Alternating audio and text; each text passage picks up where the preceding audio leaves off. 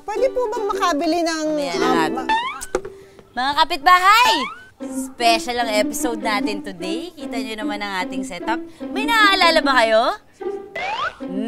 Alam nyo na yan. May nagpadala ng sulat. At galing kay... Mami Celia! Ay, naku, Mami Celia, kamusta kayo? Ay! Mikey! Ate Uge!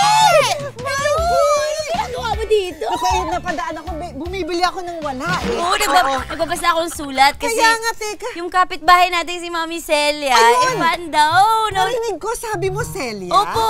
Nanonood nito, show mo to, di ba? Opo, Lutong Bahay. Welcome. Ayun, Lutong Bahay. Opo. Ikaw yung hinahanap ko talaga. Bakit? Wanted ka sa bahay ng nanay ko. Bakit? Kasi tutok ang nanay kong si Celia sa show mo. Teka. Totoo. Mami niyo si Mami Celia. Yes, nanay ko si Celia since birth. Since birth? Yes, oo. 1971. Ay, Mami Celia. Oo.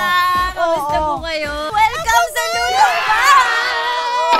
Ang award-winning actress, comedian at host na kinilala hindi lang dito sa Pilipinas kundi pati na rin sa iba't ibang bansa. Ang comedy star for all seasons, Miss Eugene Domingo Bottoni.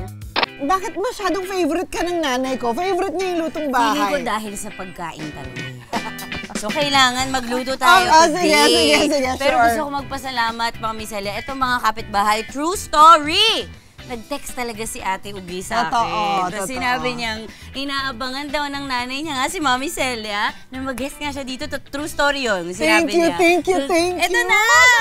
Diyos, kabuti na lang napadaan ako dito sa tindahan. Tara na, mag-grade na tayo. Oo, sige. Kasi, sure ako, alam ni Mami Celia to, kailangan may i-raid. Ready na ba yung bag niyo? Bag niyo! Tara po, dito tayo. Ito sa'yo, Dali mag-guest natin. ako dito.